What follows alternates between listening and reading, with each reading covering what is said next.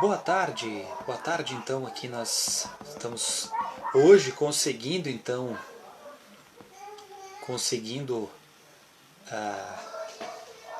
dados aqui, né, fiz uma reclamação com a empresa, parece aqui que nós estamos tendo então, que nós estamos tendo áudio hoje, né, deixa eu só dar uma enquadrada aqui, vamos lá, acho que está funcionando, né, deixa eu ver se já tem alguém aqui que possa nos dar.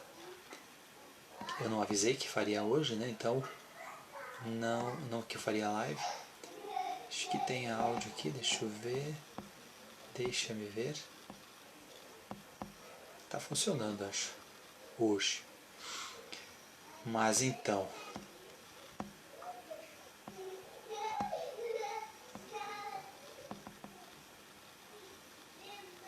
Deixa eu ver.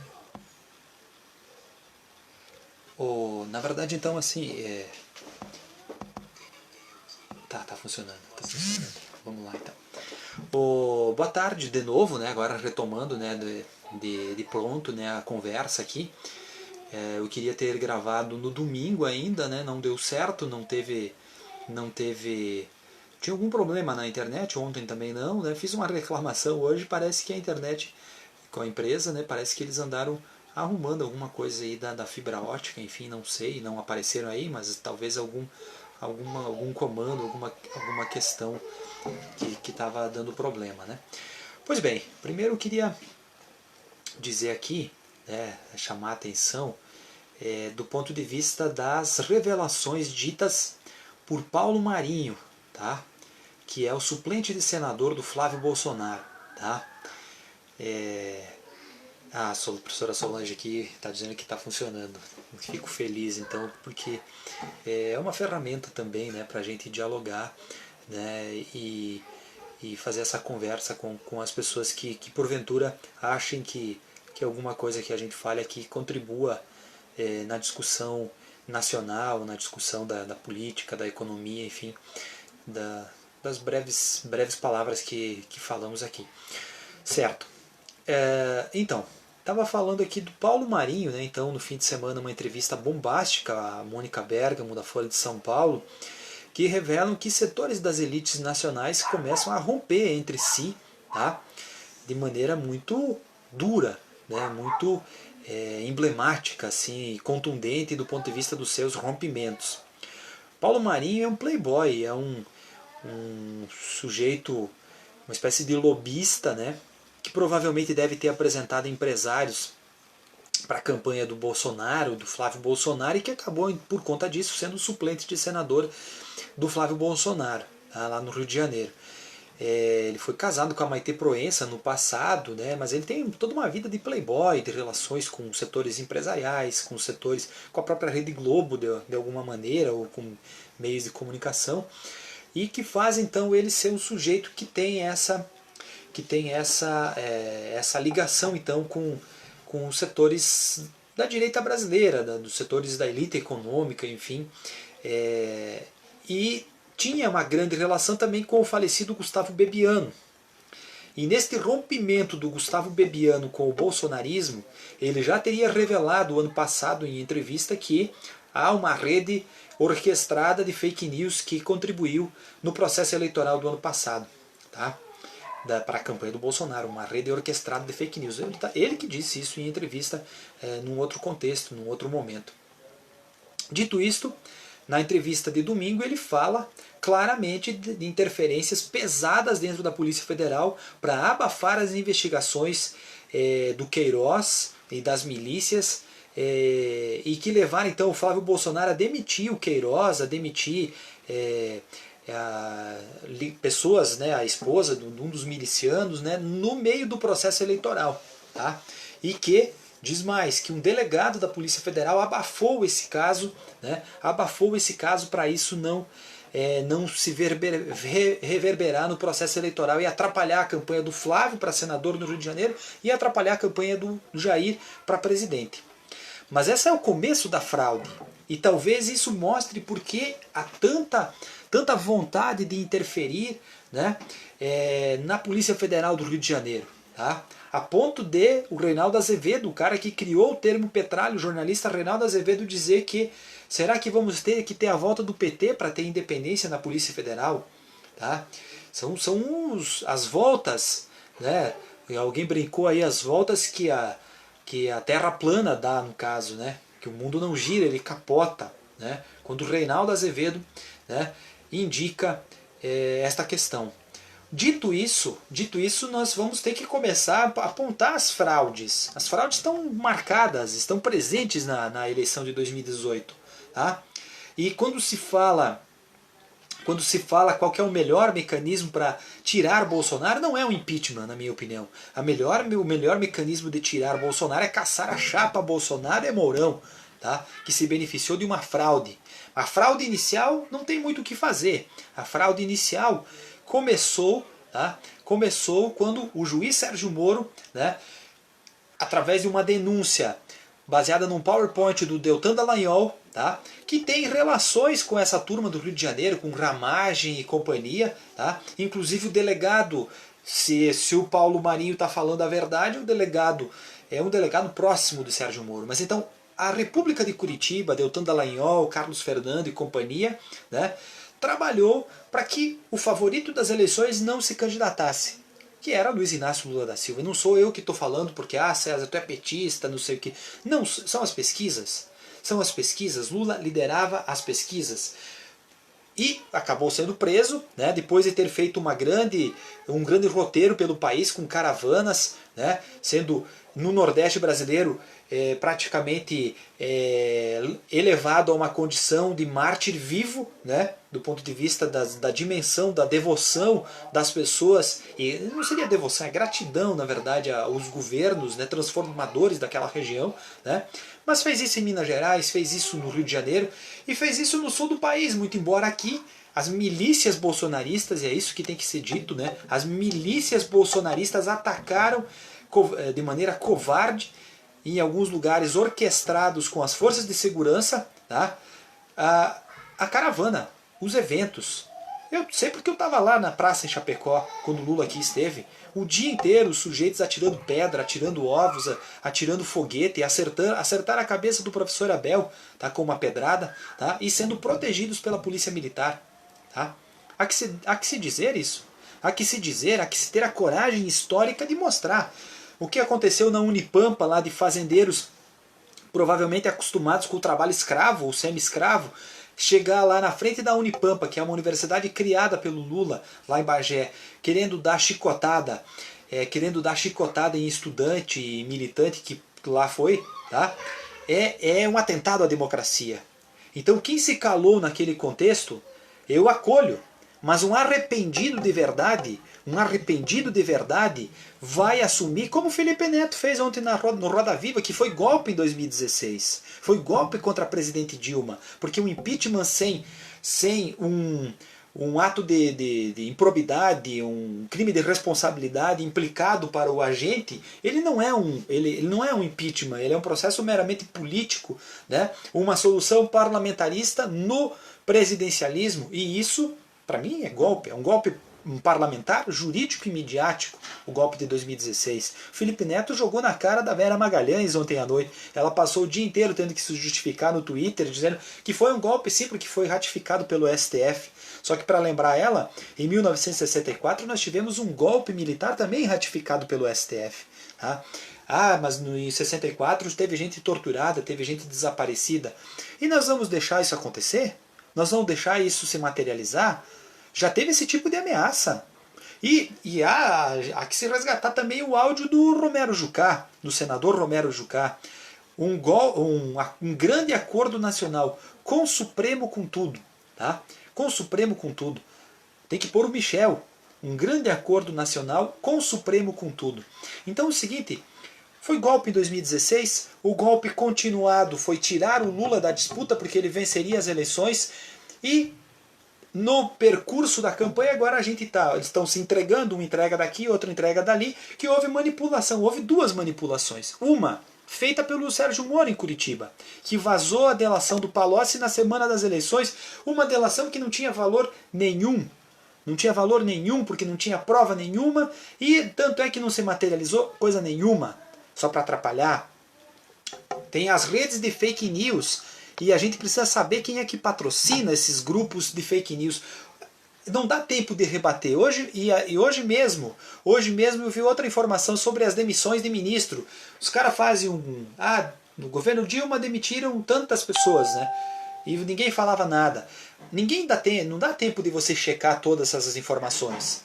E é produzida de maneira muito artesanal, tão, às vezes meio caricato, meio meme, mas que na rede social, se você essa comunicação chegar em 50 pessoas, e dessas 50, 2 forem convencidas por isso, a estratégia da mentira está ganhando, a estratégia da mentira está funcionando. E isso é o Bolsonaro. O Bolsonaro é a estratégia da mentira. O Bolsonaro trabalha no mesmo estilo de marketing do Goebbels, do Hitler, o marqueteiro do Hitler. É o mesmo é a mesma estratégia. É a estratégia de mentira, é uma estratégia de intimidação nas redes sociais. Tá? Eu tenho sentido isso. Quando as minhas postagens, eu não invento coisas. Quando eu pego e posto, por exemplo, estou fazendo a minha série de publicações que dizem respeito a obras e realizações dos governos Lula e Dilma, eu não estou inventando. São coisas concretas que aconteceram. Universidade Federal da Fronteira Sul, a Unipampa, a Unila, a UFABC, o IFSC aqui em São Carlos, em Xanxerê, em São Miguel do Oeste, o IFC em Abelardo, em Luzerna, em Videira, em Fraiburgo, o campus da UFSM em Frederico, em Palmeira das Missões, o campus da UFSC em Curitibanos, em Araranguá, em Blumenau, em Joinville, os programas de habitação rural que não existiam antes do governo Lula, 16 milhões de pessoas que passaram a receber, ter energia elétrica na sua casa com o programa Luz para Todos. Tipo, todas essas questões, elas existiram, elas são dados concretos e é por isso que você faz uma pesquisa e o Lula tem sempre lá 25%, 24%, 27% de intenção de votos, mesmo sendo esculhambado todo dia, e aí agora como já não dá mais para esculhambar, eles escondem o Lula. A imprensa nacional não fala do Lula, não entrevista a imprensa patronal. Porque é o seguinte, agora já não tem mais muito o que falar, né? Tipo assim, inclusive o judiciário tá tendo uma reviravolta histórica, né? Foi arquivada uma denúncia de que o Lula disse que o Moro protegia os milicianos, tá? E que o Moro, agindo como jagunço de miliciano no Ministério da Justiça, foi lá e quis botar um processo e enquadrar o Lula na Lei de Segurança Nacional. Foi arquivado. Foi arquivado, então quer dizer que setores do judiciário começaram a se atentar ao perigo contra as nossas instituições, tá? Que não vai parar nos petistas, porque foi isso também na década de 60, quando derrubaram o Jango. Tá? O Carlos Lacerda movimentou mundos e fundos, né, para derrubar aquele governo de corruptos, comunistas, e tudo, mesma narrativa. E o Lacerda acabou preso. O Lacerda acabou preso. Tá? Então é a mesma coisa. Hoje eu vejo nos Dória, Witzel e talvez até o próprio Moro da vida a figura dos lacerdistas, dos udenistas lá da década de 60. Tá? Que a barbárie ela avança. Quando você tem esse tipo de movimento de rua que fala em ucranizar, ucranizar os neonazistas na Ucrânia, usando armas. A ideia de você armar as pessoas pelo país, a ideia de você ameaçar as instituições. O general Vilas Boas fez isso, né, durante o processo eleitoral.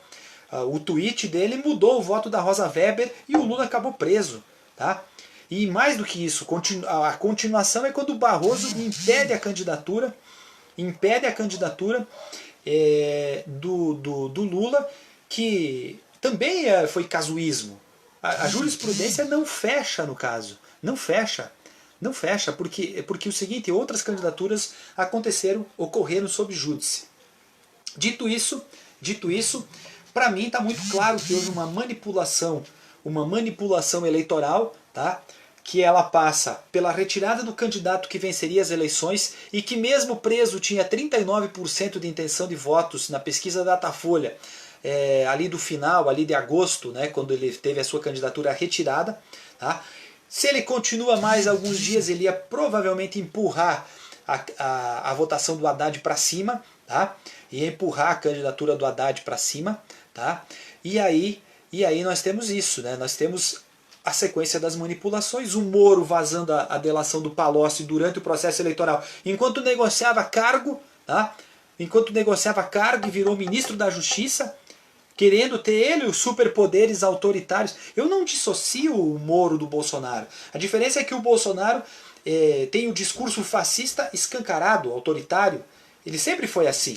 Ele não engana ninguém. Ninguém está sendo enganado pelo Bolsonaro.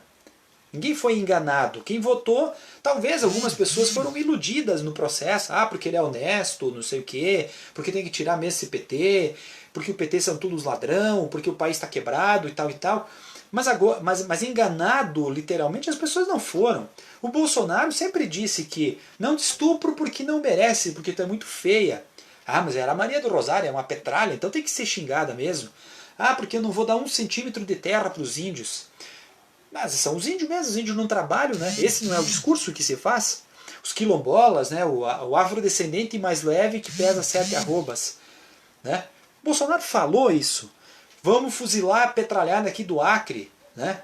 Ele falou, ou tem que. Esse país só vai mudar com uma guerra civil. E fazer o serviço que os militares não fizeram, matar uns 30 mil. Tá?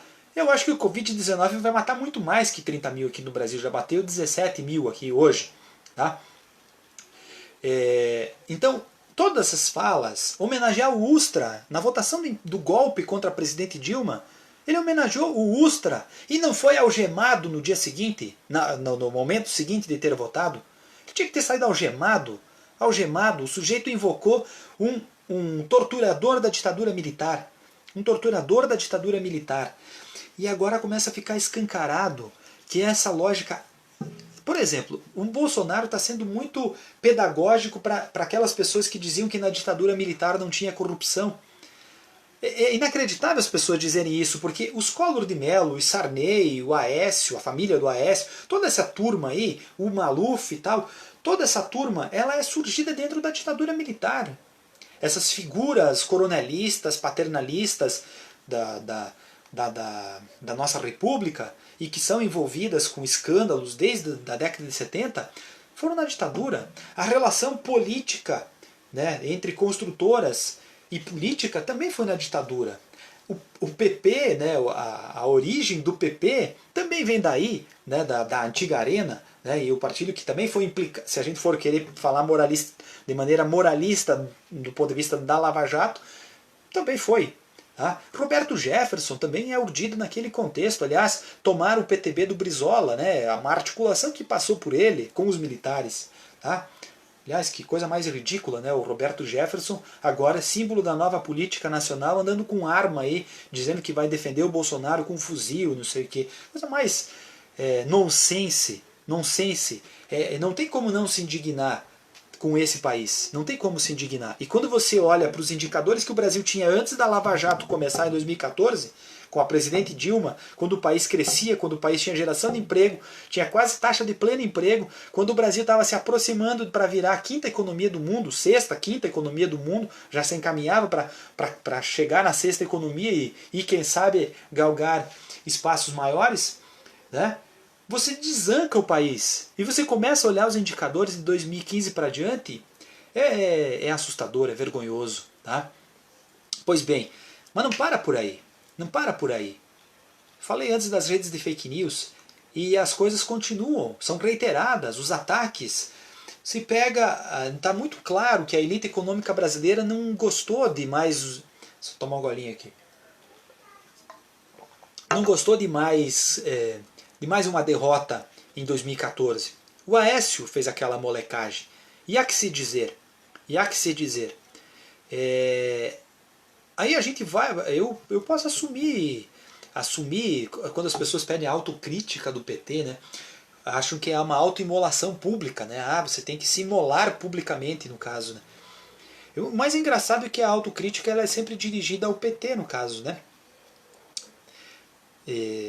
As jornadas de junho de 2013, uma guerra híbrida contra o país. A Lava Jato, uma guerra híbrida contra o país. Porque não sou contra investigar a corrupção. Eu sou um cara decente e honesto. O meu capital, que pouco que tenho, sempre foi com muito esforço e suor. Tá? E a grande maioria dos petistas assim o é. A questão do financiamento de campanha, nós temos proposta muito séria, que é o financiamento público de campanha, que é rebatido por esses grupos de direita, moralistas, porque são moralistas de goela, essa turma de Deltan Dallagnol, por exemplo, que queria ficar com uma fatia do acerto da vergonha mundial, de envergonhar o país, né, botar ele de joelhos para os Estados Unidos, né, fazer um acordo e vir parar numa fundação que a esposa dele dirigia ou fazia parte, né.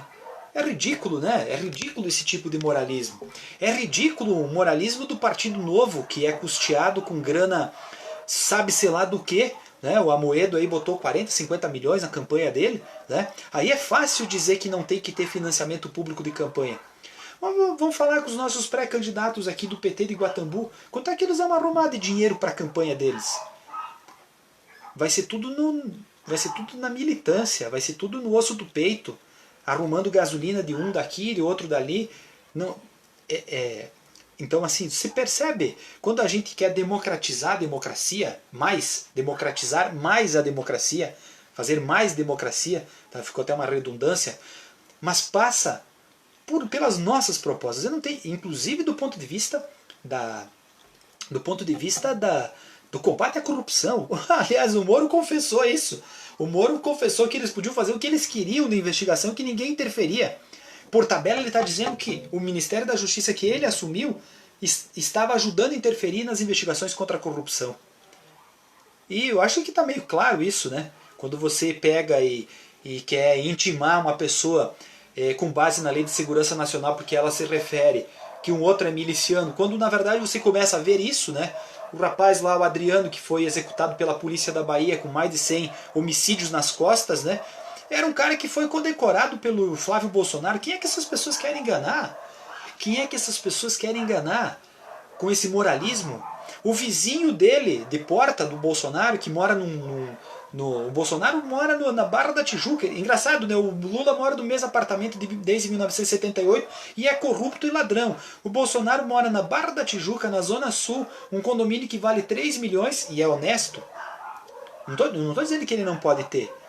Mas aí, vocês percebem como é falsa a simetria do ponto de vista do que é material, do ponto de vista de você entender o que é o patrimônio? Não, e é engraçado, né? Porque o José Serra com conta no exterior e tal, os crimes prescrevem. Como é que a gente vai poder acreditar que isso é combate à corrupção? A Cláudia Cruz, a esposa do Eduardo Cunha, foi solta pelo Moro, dizendo: você tem que ser mais atenciosa com o que você gasta nos cartões. Mas foi mais de $1 milhão no gasto do cartão no exterior, né? Será que ela não sabia que esse dinheiro era lavagem de dinheiro de corrupção numa empresa chamada Jesus.com, que era a empresa que o Cunha usava para lavar dinheiro? Será que ela não sabia disso? Esse tipo de paradoxo prova que o judiciário brasileiro... Outro dia eu fiz uma live falando aí das semelhanças entre o Antônio Conselheiro e o Lula, e desde lá, o judiciário brasileiro ele serve às elites do atraso, né? As elites do atraso, como diz o Gessé de Souza, muito educadamente, porque eu usaria a expressão muito pior para isso, tá? E aí nós chegamos então nesse desastre total, que são esses últimos anos, uma paralisia completa, a gente começa a perder parceiros comerciais, né? No combate ao Covid, eu sei, o vírus não é culpa do Bolsonaro, o vírus está em todo lugar, mas quando você começa a olhar para os vizinhos que estão com baixas taxas de contaminação, com baixas taxas de infecção, e países mais pobres, inclusive, com estruturas financeiras piores que a brasileira. Os governos do PT deixaram quase 400 bilhões de dólares de reservas cambiais. Tá? E outra, quando se faz uma guerra, por exemplo, você gasta orçamento que você duplica, triplica o teu PIB, né, gerando moeda. E quem gera a moeda é o governo federal. Então o Paulo Guedes é o cara mais atrasado na leitura.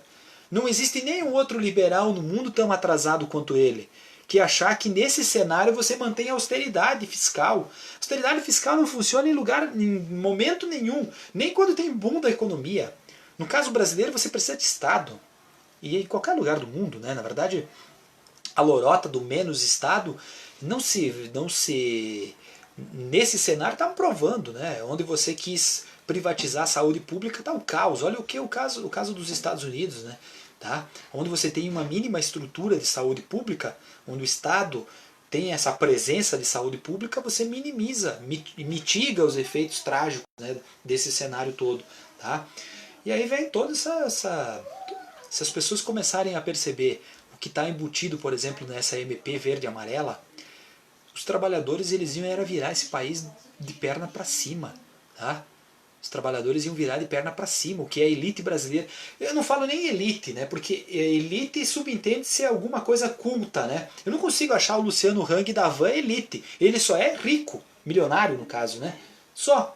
Porque ele não é culto, ele não é um cara que tem profundidade no conhecimento da música brasileira, da literatura brasileira, ele não é um sujeito que conhece os lugares do ponto de vista dos seus aspectos culturais, ele não é um cara que vai saber, né, sobre Aleijadinho, sobre as cidades históricas de Minas, ele não vai saber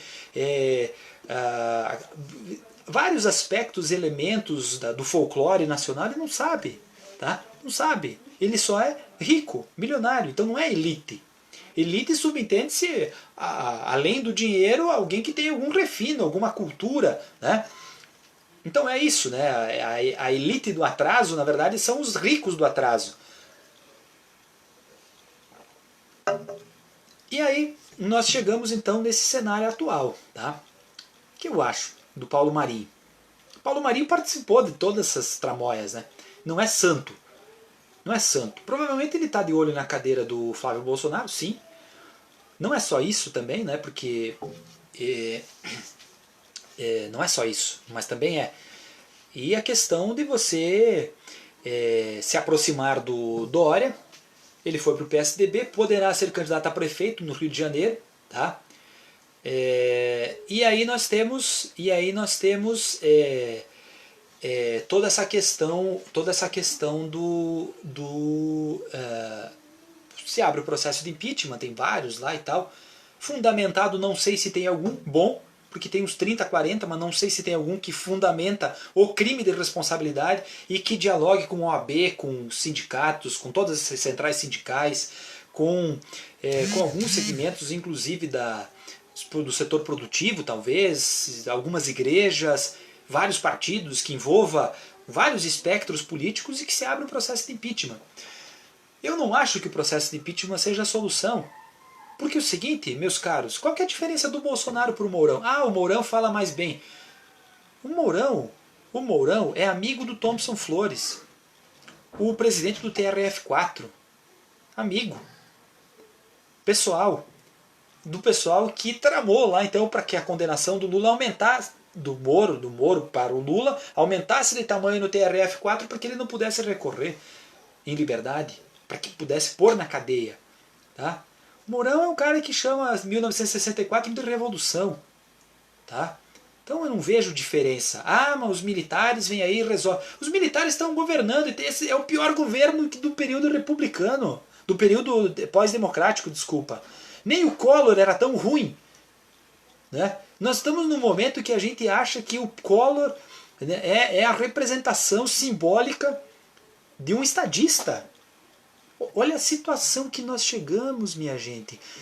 O governo Bolsonaro é um governo militar, é um governo ridículo, é um governo que empurra a sujeira para baixo do tapete, que bota um governo das mamatas, né? A filha do Vilas Boas tem cargo lá com a Damares. Aquela Sarah Winter lá dos 300, que está ameaçando todo mundo, matar esquerdista, tinha cargo no Ministério da Damares. Tá? Eu não vou dizer Ministério dos Direitos Humanos, é Ministério da Damares. Né?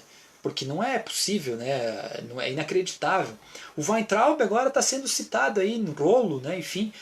Se a gente puxar Ricardo Salles no Ministério do Meio Ambiente e olhar o passado dele, toda a relação com desmatamento ilegal, com garimpo ilegal. Aí você pega o ministro do Turismo, lá, o Marcelo Antônio Álvaro, toda a questão das rachadinhas em Minas Gerais, das candidaturas laranja das mulheres para poder arrecadar dinheiro, né, para ele, para a campanha dele.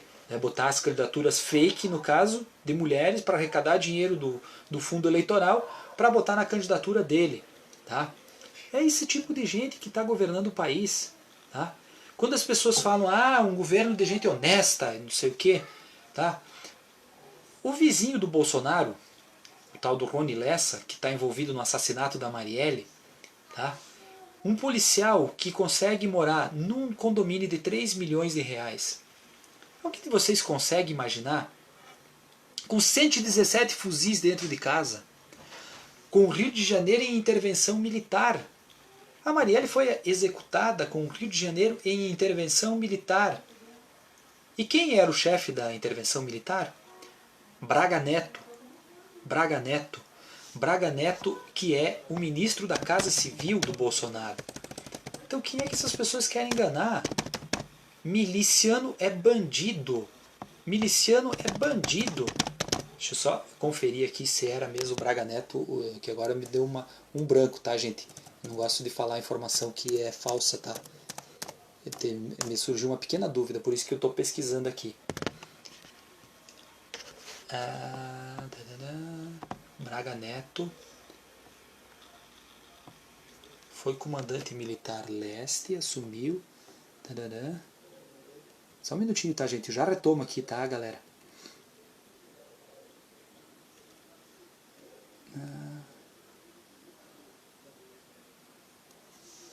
Interventor federal no Rio de Janeiro, tá? Não me confundi.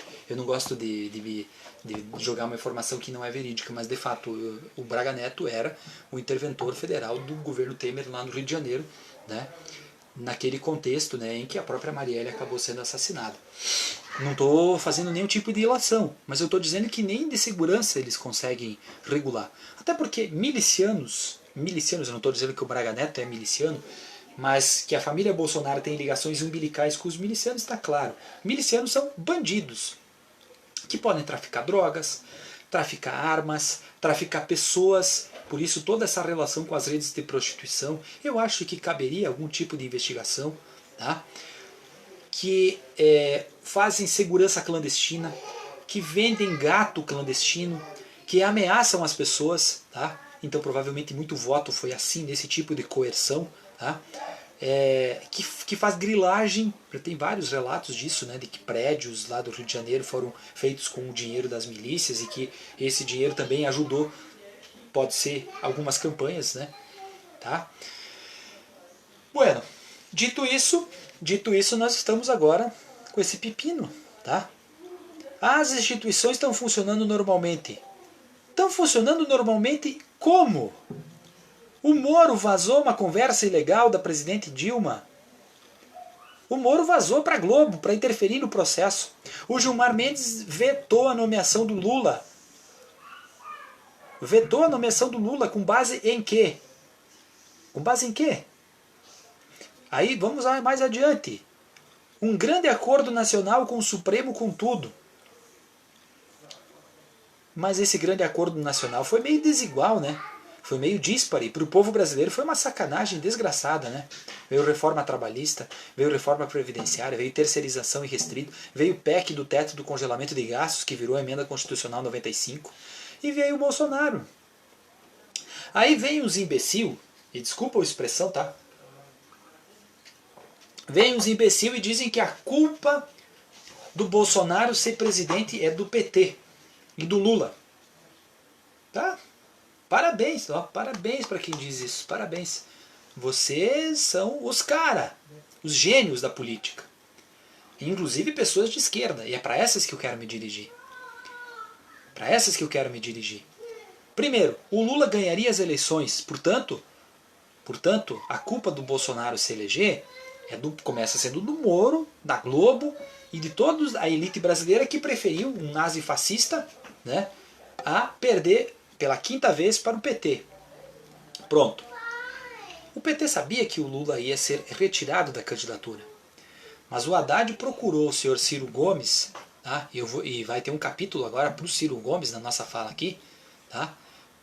Porque não dá para suportar a canalice desagregadora e achar que isso, né? Vamos fazer a frente ampla. Depois vamos falar também de frente ampla. Vamos falar.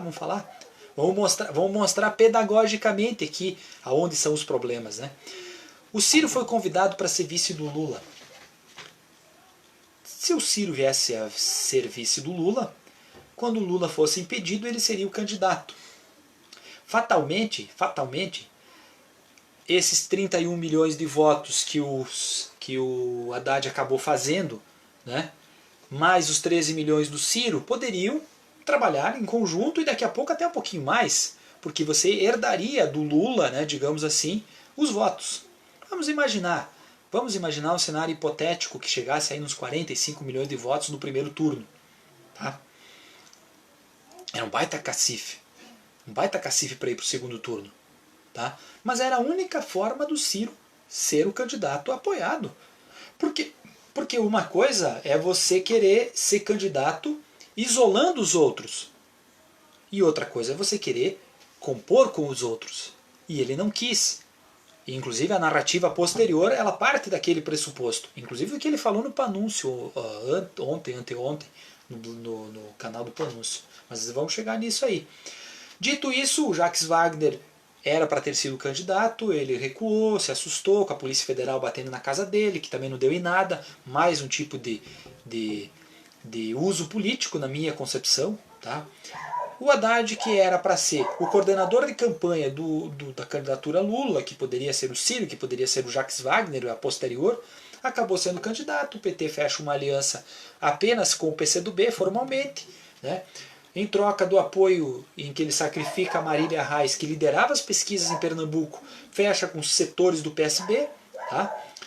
Em Paraíba, no Pernambuco, enfim, no Nordeste principalmente, fecha com alguns setores do PMDB, né, com o MDB, em Alagoas, lá o Renan, com o pessoal lá do Piauí, com o pessoal do Ceará, o Eunício de Oliveira, fecha com o PSD em alguns lugares, Bahia, Alagoas não, Sergipe, que é o governador Belivaldo, né, que é do PSD, com o PP em alguns lugares e tal, mas alianças muito esporádicas. E o Haddad saiu com 3% e terminou fazendo 29%, quase 30%, 31 milhões de votos. O Ciro começou com 5 ou 6 e terminou fazendo 12% de intenção de votos, cerca de 13 milhões de votos. 12% de intenção de votos, né? E 13 milhões de votos. Qual é a culpa? O Ciro fez o teto que sempre teve. Em 1998, que ficou em terceiro, atrás do FHC e do Lula. E em 2002, que ficou atrás do Lula, do Serra e do Garotinho. Eu não entendo, eu não consigo compreender isso. E o pior disso é que no segundo turno eu não questiono ele ter ido para Paris, não quero saber disso. Eu questiono o irmão dele ter ido num evento e dizer: o Lula tá preso, babaca, que virou meme. E isso é grave. E o Ciro repetiu depois. O antipetismo, ninguém. Agora a narrativa é o seguinte: que o antipetismo não vai ganhar de ninguém. Primeiro que tem que ter bola de cristal, né? Em 2016 era muito pior. Eu sei porque eu tô na rua. Tá? Agora não por conta da pandemia, mas 2016 era muito mais grave, muito pior. E, por exemplo, em Porto Alegre, a Luciana Genro dizia que ela era candidata do PSOL que ia ir para o segundo turno.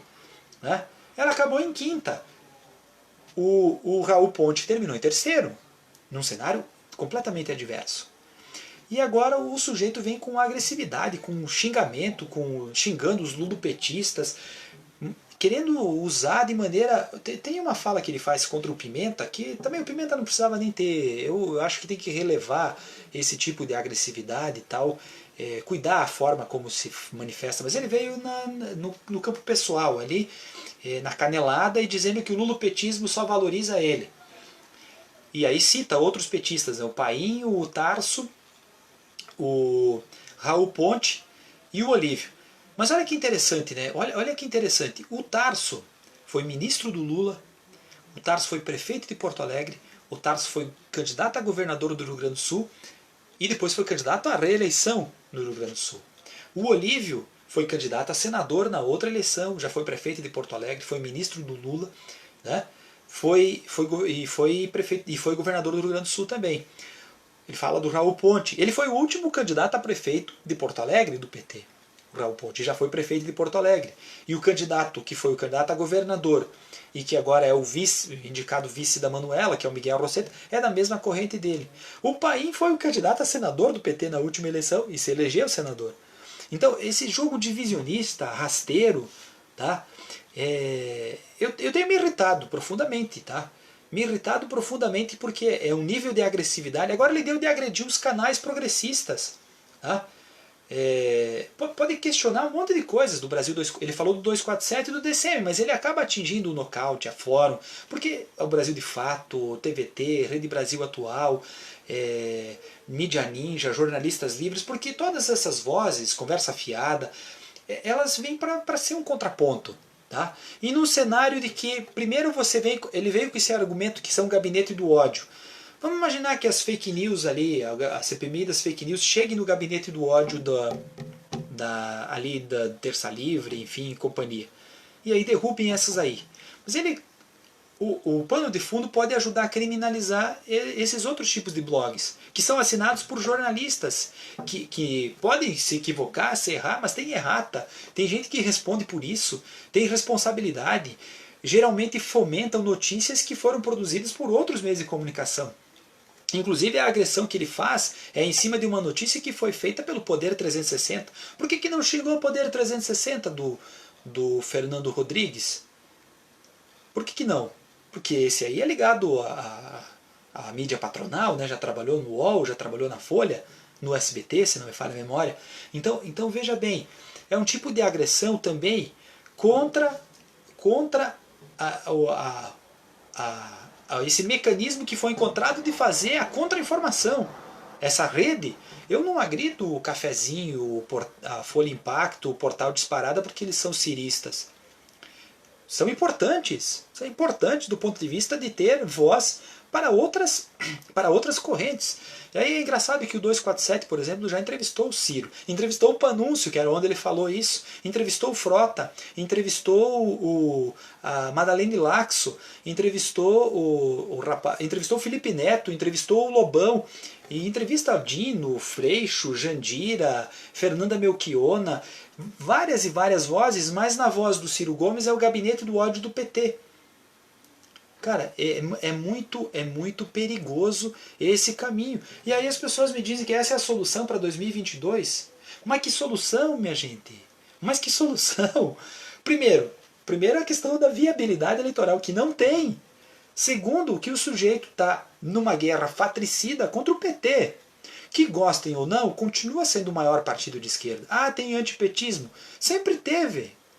Sempre teve, sempre vai ter. Tá? Sempre teve e sempre vai ter. Ah, mas se fosse o Ciro... Vamos imaginar, eu falei, o dia que o Bolsonaro levou a facada, ó, eu vou trabalhar com a premissa de que ele recebeu uma facada, eu disse naquele dia, o Bolsonaro vai ser o presidente. Não há o que se fazer. Vamos imaginar a seguinte hipótese, que o Haddad não fosse candidato. Primeiro que uma parte da militância não ia ir para a rua, porque já tinha alguns resquícios de atrito com o Ciro. Segundo que não é automático que ia virar 44 milhões de votos e que no segundo turno ia vir... Vamos somar 31 com 13 dá 44. O Bolsonaro fez 49, já tinha 5 milhões de votos para retirar. Ia tirar da onde essa diferença? Porque se viesse metade do Amoedo e metade do Alckmin e do Álvaro Dias, já deu. Ele podia não fazer os 57 milhões, não ia fazer uns 52, 53, tá? E vamos dizer que o Ciro conseguisse chegar a 50, não ganhava a eleição. Eu estou partindo de um pressuposto. As pesquisas diziam. Se o Ciro vira o candidato apoiado pelo PT, as redes de fake news iam se direcionar para ele. E até imagino o que ia ser. Como é que diz o Rogério Tomás, né, o jornalista? Um louco e ainda apoiado pelo PT. Simples. Iam puxar um monte, iam produzir. Tanto é que se tu pegar as rejeições, hoje eu estava olhando uma pesquisa, né? O Lula tem 54% de rejeição, o Haddad tem 56% de rejeição, o Bolsonaro tem 49% de rejeição, o Ciro tem 48% de rejeição. Então não é a estrutura, culpar o PT pela eleição do Bolsonaro é desonesto. extremamente desonesto. Podem culpar o PT por ser hegemonista? Acho que até sim. Sim, do ponto de vista de crescimento partidário, ele sempre foi hegemonista, num cenário ascendente, no caso. Tá? Mas, aí agora nós vamos com a discussão do unidade de esquerda, frente ampla. Vamos pegar duas cidades. Porto Alegre. As pesquisas diziam que a Manuela tinha em torno de 18%, 19%.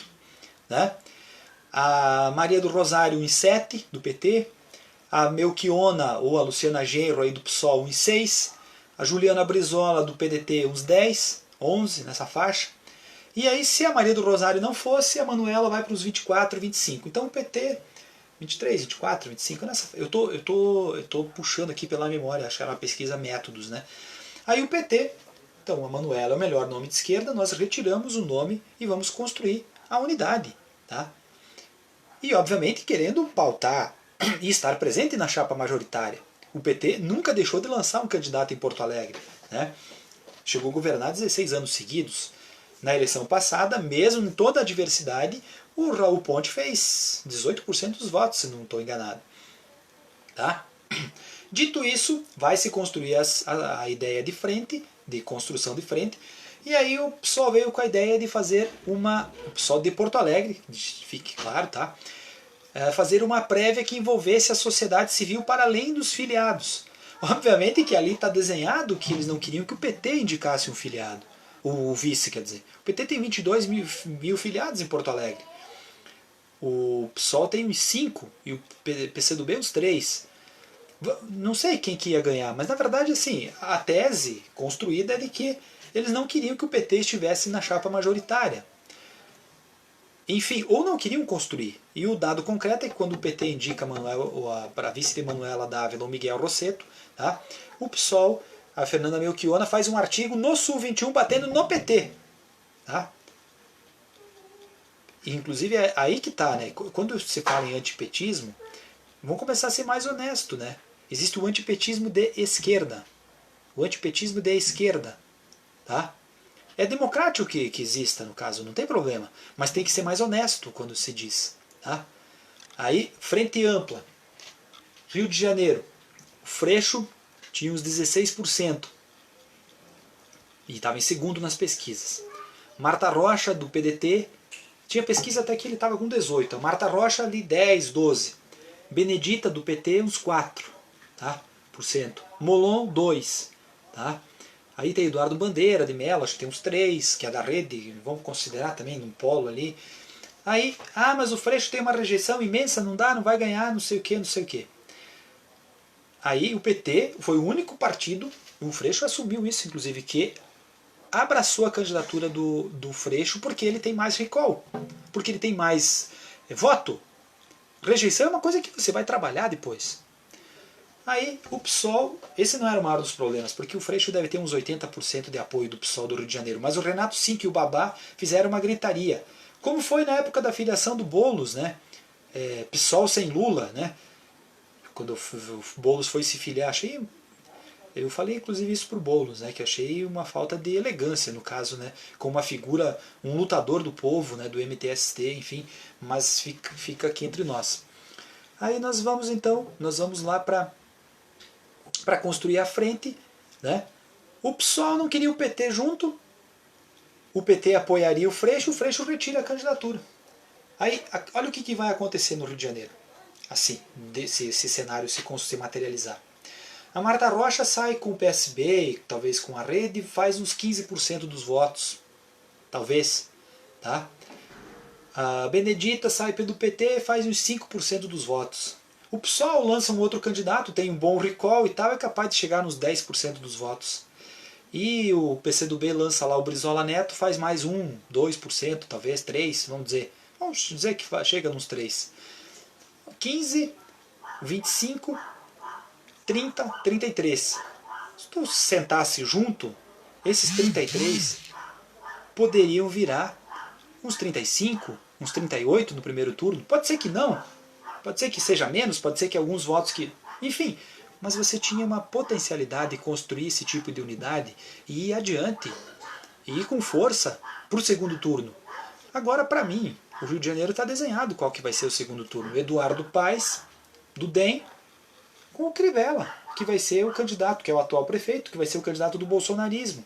Tá? E aí o mal menor vai ser votar no Eduardo Paes, que ele é bem avaliado porque quando foi prefeito, era um prefeito aliado do Lula, no caso ele era do PMDB, fez um monte de obra com dinheiro do governo federal, as Pampas, no Rio de Janeiro, tem alta avaliação popular. Né? Enfim, dito isso, eu estou dizendo isso porque assim, eu fiquei muito incomodado com esse tipo de agressividade dos ciristas, e como petista no caso, né? Do Ciro e dos ciristas e das redes ciristas. Desculpa, mas assim, eu não consigo ver o Ciro para 2022. Cara, ele está em quarto nas pesquisas. Se esse tipo de estratégia de xingar... Primeiro que já chega o Bolsonaro, né? Que chegam xingando nos ouvidos. Isso já machuca, né? Já chega, né? O Ciro é inteligente. Não, ele é escolarizado. Diferente. Desculpa, mas um cara que sai xingando à torta e à direito, né? Que primeiro diz que tem que levar o Lula para uma embaixada para ele não ser preso, e que agora diz que o Lula é corrupto, que é o chefe das quadrilhas, não sei o quê. Como é que você vai acreditar num sujeito desse? Primeiro ele dizia que tinha que receber o Moro a bala, e agora fica referendando o discurso moralista. Tá? Mas é óbvio, porque ele é um personagem de uma família oligárquica que começou em Sobral em 1890, governar Sobral, Ferreira Gomes, o bisavô dele, o avô dele, o pai dele, foi prefeito da Arena, foi do PDS, foi do PMDB, foi deputado estadual, né, pelo PDS, daí foi prefeito pelo MDB, foi governador pelo PSDB, brigou com o PSDB, saiu do PSDB, foi para o PPS, se candidatou, perdeu de novo pelo PPS. Inclusive ele falou do Roberto Jefferson. O Roberto Jefferson era um dos apoiadores dele em 2002, né? Que é mais impressionante isso, né? Do ponto de vista da hipocrisia, né? Também, além de tudo. E aí você chega, vai para o PSB, no governo, ok? Foi importante, foi um aliado. Mas qual oligarquia do Nordeste que quase todas apoiaram o Lula? Vamos parar de hipocrisia. Não foi só os Ferreira Gomes, que foram apoiados pelo PT para se eleger, o Cid Gomes depois. Foi os Bezerra Coelho, foi os Calheiros, foi o Sarney, foi os Alves, foi os... Enfim, várias e várias famílias oligárquicas do Nordeste apoiavam o Lula. Tinham cargos, os Lobão, né? Enfim. Porque no Nordeste eles desapareceriam se eles fossem contra o Lula. É essa a questão, esse é o cálculo. Tá? E ele não tem o direito divino de ser o candidato da esquerda. Unidade é o cacete. Tudo bem, então faça o que tu quiser, mas nós vamos rebater. Nós vamos começar a rebater esse tipo de agressão. Eu, pelo menos, faço. Tá? O PT não se defende, o PT ignora solenemente, apanha quieto, né? Bota às vezes um ou outro falar. Tá? Mas enfim, talvez seja uma estratégia, o cara está querendo aparecer, deixa ele falando e não responde. Né? Outro tipo de responsabilidade, não sei. Eu sou um piada e bosta, podemos dizer assim, né? Do ponto de vista desse tipo de conhecimento. Mas o dado concreto é que nós temos aí, então, né? Um presidente que ignora a ciência, um presidente que não está à altura do cargo no pior momento que nós podemos ter, um cenário pesaroso, né, em que o número de mortes e de contaminação pelo Covid-19 aumentam, né, ao mesmo passo que nós vamos ter uma volta significativa da miséria e que não é só por conta da pandemia, acho que ela vinha de antes já, e claro, ela vai se acelerar com isso. Nós vamos ter graves problemas na questão da volta, então, da economia, da retomada da economia, vai ser muito sério, muito grave. Tá? E nós temos o campo da esquerda esfacelado. Tá? Esfacelado do ponto de vista, não há uma unidade mínima para nada. Por exemplo, em São Paulo, tudo bem, vamos imaginar que é um cenário que não é dos melhores e está muito multifacetado também na direita, né? Mas é difícil de você vislumbrar hoje, né, por exemplo, nas duas maiores cidades do país, a esquerda no segundo turno. E eu estou considerando o Márcio França, que foi o vice do Alckmin de esquerda, tá? Em São Paulo, candidato do PSB. Estou considerando. Centro-esquerda, vamos dizer, então vamos considerar até a Marta, né? também, porque ela está tentando voltar, né, a ter uma relação com esses segmentos. É difícil, né? Mas tudo bem. Você vai dizer, no Nordeste, lá no Recife, a Marília Reis lidera. Provavelmente em Salvador vai ter alguma candidatura do campo da esquerda, né, ou da base de apoio ao Rui Costa, que vai estar no segundo turno. Né? O Rio Grande do Norte, lá em Natal, talvez, né, você pode ter também em Rio Branco, né, o Angelim disputa, mas assim, você não tem uma unidade programática, assim, é uma coisa, cada um no seu canto, cada um defendendo. O Freixo jogou algum tipo de luz interessante, né? Eu acho que talvez possa mudar. Porque, por exemplo, em Florianópolis está tentando se construir uma unidade, uma frente, que poderá ser a candidatura do Elson do PSOL. Em Belém é possível que a candidatura vá ser o Edmilson, do PSOL também. Tá? E por que não? Por que não, no caso lá de Belém, se aproximar do Helder Barbalho? Parar com esse puritanismo. O Jader Barbalho fez defesas do Lula que nem os petistas faziam. Porque estão prendendo. Eu vi o Jader Barbalho falando. Porque estão prendendo o Lula porque o Lula é o cara que defende os pobres. Eu vi isso um tempo atrás. Tá? Tudo bem, é de uma família oligárquica, mas o Helder Barbalho está se comportando de maneira decente enquanto governador do Pará. Então, esse tipo de agressividade também não precisa entrar em modinha.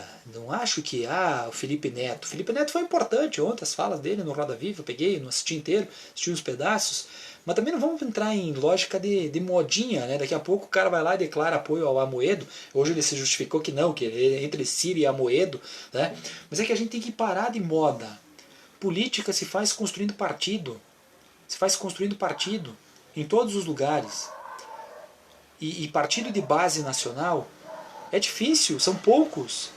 Então, quando eu vejo os ciristas de rede social dizendo frente sem PT, tipo assim, vamos ser razoável, vamos ser razoável. Primeiro, o PSB está retomando agora uma guinada para a centro-esquerda. Não vamos esquecer que o PSB aqui em Santa Catarina era dirigido pelo Paulinho Bornhausen. Tá? Então assim, não pode fechar com. Daí ao mesmo tempo eles dizem não podem fechar com quem votou com o golpe. Foi o PSB de Pernambuco quem mudou todo o cenário, porque aqueles votos fizeram falta, tá? Do governo Paulo Câmara. Tá? Então, se for por isso, então o PSB também. A Marina.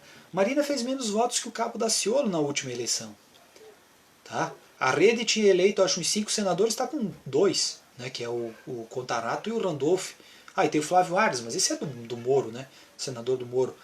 Os outros lá, o delegado lá de Sergipe saiu, foi para o Podemos, ou para Cidadania, não sei, ele saiu, não está mais. Aí há o Cidadania. Tudo bem, né, Cidadania, mas é o Roberto Freire, né? E o tamanho, né, o PV, mesma coisa. Qual é a dimensão desses partidos? Qual é a responsabilidade programática deles? Quando a gente fala em esquerda, o PSOL, por mais que a gente possa criticar o PSOL, eu tenho minhas críticas, minhas ponderações também, mas ele é um partido que tem uma grandeza ideológica, que tem um lado ideológico claro, definido. O PCdoB é a mesma coisa. E a gente espera que o PSB e o PDT também consigam chegar nesse patamar. Tá? Porque não pode acontecer, por exemplo, o que aconteceu na eleição de 2018, o PT tem um monte de falhas, não estou querendo passar o pano, mas no segundo turno das eleições presidenciais, dos 4 governadores que foram para o segundo turno do PDT, 3 apoiaram o Bolsonaro.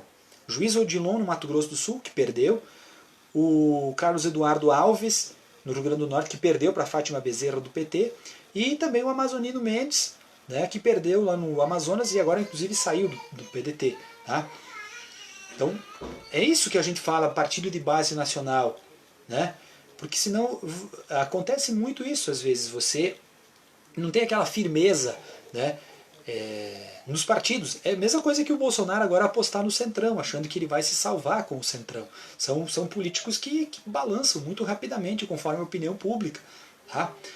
Mas o dado concreto é que, para mim, ficaria melhor se o TSE julgasse a ação, né, desta fraude, né, que foi desenhada nas eleições do ano passado. E peço desculpa aos ciristas que veio me assistir aqui, mas eu não tenho como não responder esse tipo de agressão e restabelecer alguns fatos, né? Restabelecer alguns fatos, né, a respeito do processo, né, da eleição do ano passado, porque não dá para jogar a culpa do Bolsonaro nas costas do PT, tá? Porque senão você passa o pano para o Moro, você passa o pano para a indústria de fake news, você passa o pano para um monte de coisa, tá? Dito isso, quem quiser continuar seguindo meu canal, vou jogar esse vídeo para lá, tá? Alessandra aqui, eu fico instigada quando a esquerda fala sobre Felipe Neto por inúmeros motivos, mas não vem ao caso. Felipe Neto está fazendo mais que Haddad, quando eu sinto que na verdade o Felipe Neto usa sua posição política a favor do marketing próprio. Sim, mas não vamos negar, né, também esse tipo, o que ele está fazendo agora está sendo positivo, né, porque são 40 milhões de seguidores, né, aí que tá, né, tipo, as pessoas também têm isso, né.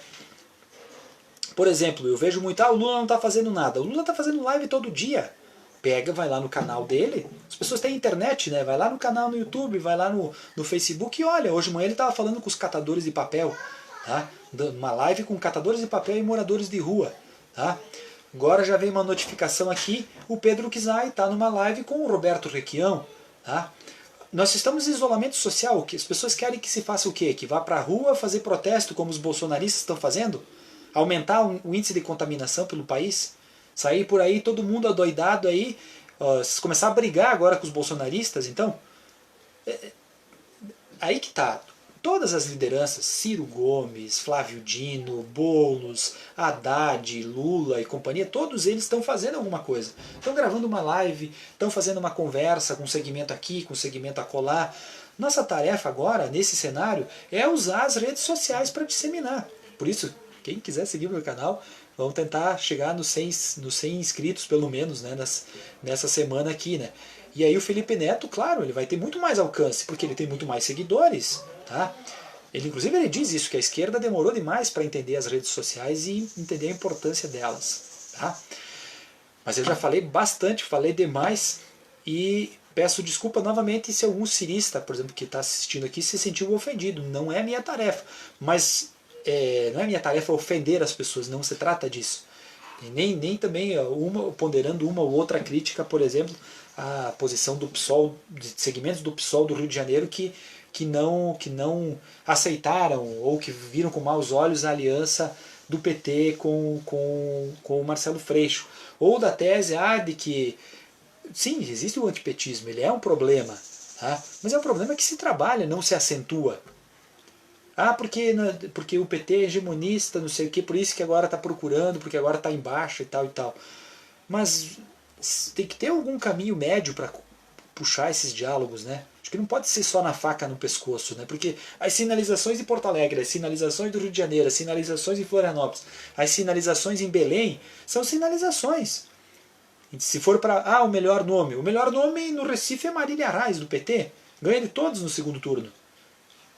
E a gente está questionando o PSB de lançar o João Campos lá, ou o PDT, o Túlio Gadelha, se for, ou o PSOL de lançar alguém. Não, porque os partidos, a unidade principal é do segundo turno. O primeiro turno é uma aliança programática para passar para o segundo turno. Então por isso que o Rio de Janeiro era fundamental, para você continuar fazendo o debate no segundo turno. São Paulo é fundamental. Acho que não tem problema, essas duas cidades, acho que tinha que ter esse tipo de unidade para você estar no segundo turno, para ter de novo na TV você debater projeto. Nem que perca, mas você está debatendo projeto, tá, de cidade. Que seja com o PSDB em São Paulo, que seja com o PAS no Rio de Janeiro e perder, mas você vai para o segundo turno. Tá? Meus caros, tenham uma boa semana, tá? Vamos terminando por aqui e bom descanso.